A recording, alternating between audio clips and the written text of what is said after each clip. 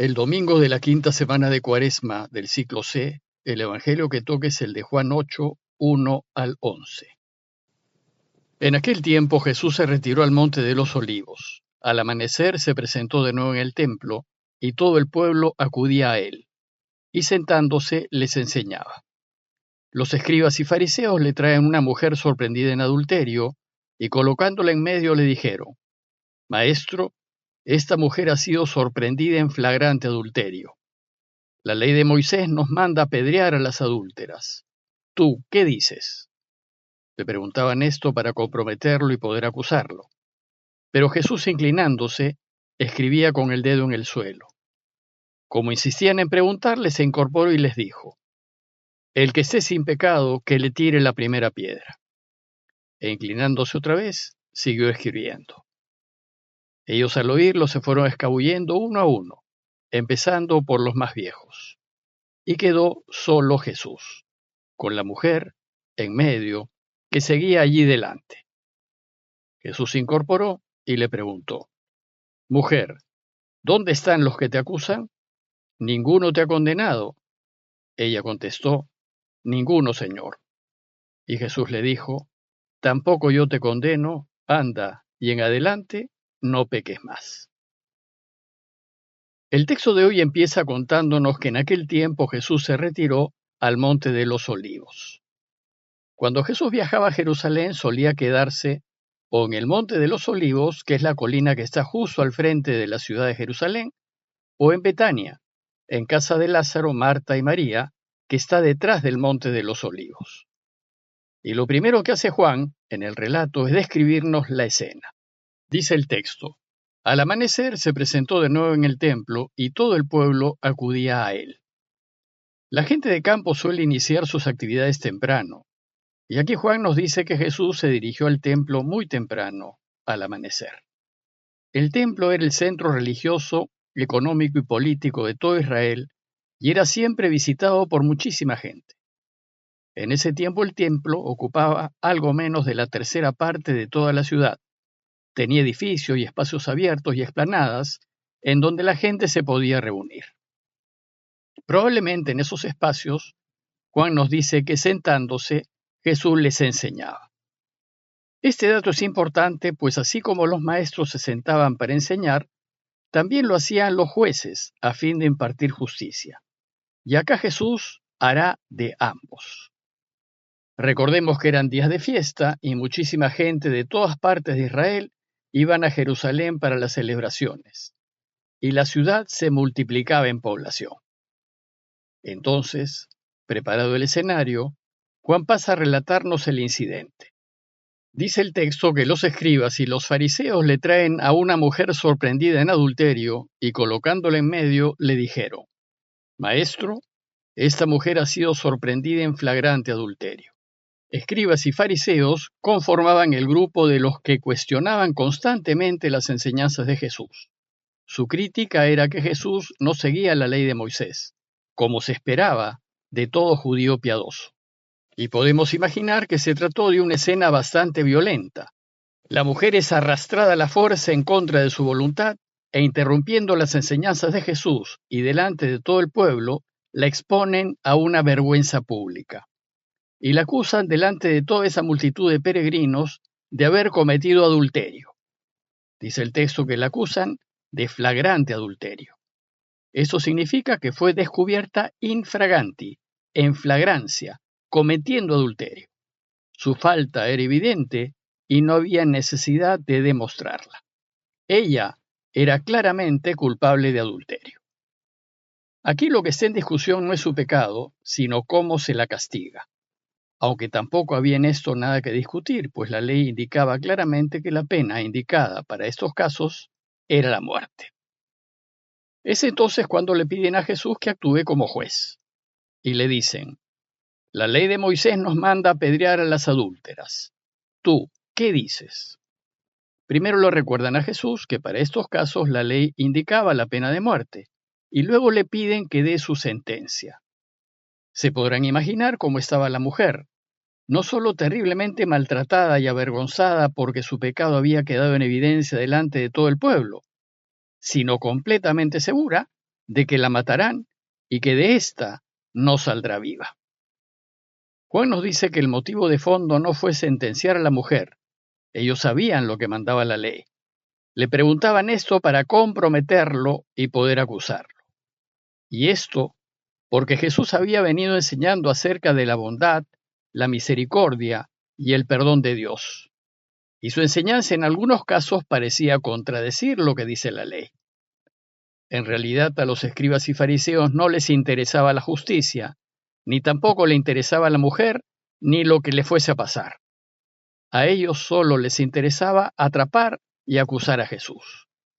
Ellos ya sabían de antemano que, de acuerdo a la ley, la sentencia que debía recibir la mujer era la muerte. Y Jesús no podría salvarla a no ser que fuese contra la ley. Entonces, si Jesús era consecuente con lo que había venido enseñando acerca de la misericordia, el perdón y la vida, tenía que salvar a la mujer e ir en contra de lo que mandaba la ley. Pero si respetaba la ley, que era lo que se esperaba de todo judío que hablase en nombre de Dios, entonces tenía que condenar a la mujer. Pero si la condenaba, iba a contradecirse y desdecir todo lo que había venido enseñando. Jesús, pues, estaba atrapado. Y esto era precisamente lo que buscaban sus enemigos. Como veremos, Jesús elige salvar a la mujer, y de esta manera insiste en el perdón incondicional de Dios, y con una de sus genialidades sale bien librado de la trampa. La escena que sigue es magistral. El evangelista juega con los movimientos de Jesús a fin de subrayar la importancia y dignidad de la mujer a pesar de ser pecadora. Jesús estaba sentado y al medio, de pie, estaba la mujer. Y ante la pregunta, ¿y tú qué dices? ¿La apedreamos? No responde, sino más bien se pone de pie y se acerca a la mujer. Y mientras todos se separaban de ella para no contaminarse con la pecadora, Jesús se acerca. Luego se inclina delante de la mujer y escribe algo en el suelo. Parece que lo de la escritura en el suelo es solo un recurso literario de Juan para dar razón de los movimientos de Jesús. Pues si lo escrito hubiese sido importante para el caso, nos lo hubiese referido. Más bien la escena que Juan nos invita a ver es a Jesús de rodillas, delante de la mujer pecadora, es decir, Dios inclinado ante la pecadora. Y luego veremos que se pone de pie para defenderla, y después se vuelve a arrodillar delante de la pecadora. Y finalmente, cuando todos se han ido, se vuelve a poner de pie, y mirándola a los ojos la libera de su pecado y le devuelve toda su dignidad. Todos estos movimientos pretenden dejar en claro que la mujer pecadora no solo es importante, sino preciosa a los ojos de Dios. Ella está al centro de las preocupaciones de Dios, ella está al centro de todo el relato. Nos dice Juan que, como insistían en preguntarle, se puso de pie y les dijo: el que esté sin pecado, que le tire la primera piedra. E inclinándose otra vez, siguió escribiendo.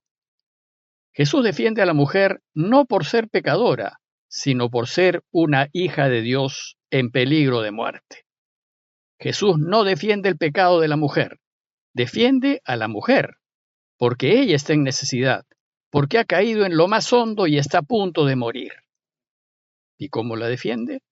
Cuestionando nuestra inconsecuencia en los momentos en que juzgamos a los demás. Esta defensa que Jesús hace en realidad nos toca a todos. A ella la acusan de pecadora, y sin embargo todos nosotros somos tanto o más pecadores que ella, y en consecuencia mereceríamos también morir apedreados. Es fácil ver y escandalizarse del pecado de otro, pero también es fácil no querer ver ni querer reconocer los propios pecados. Con frecuencia vemos la astillita que hay en el ojo ajeno, pero no vemos el tronco que hay en el nuestro. Y si somos frágiles y pecadores, lo menos que podemos hacer es compadecernos de otros que son también frágiles y pecadores como nosotros, ayudándolos a levantarse y a salir de su pecado. Entonces, puesta en evidencia la inconsecuencia de todos, ellos, dice el texto, al oírlo, se fueron alejando uno a uno, empezando por los más viejos.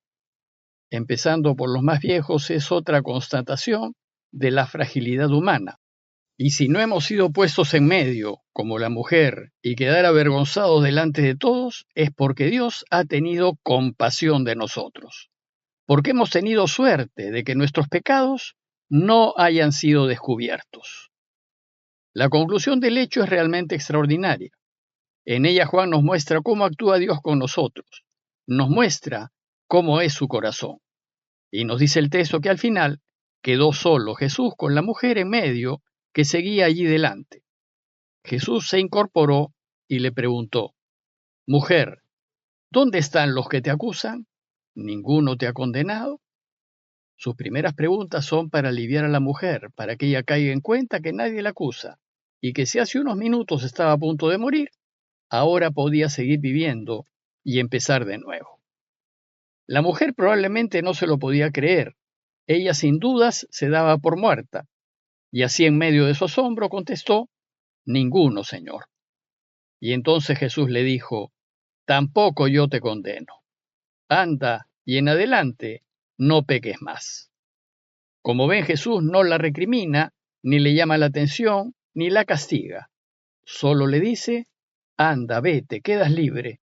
Y solo le pide una cosa: en adelante no peques más. Y se lo pide porque no la podrá ayudar si ella insiste en buscar la muerte reincidiendo en el pecado, pues todo pecado nos orienta a la muerte.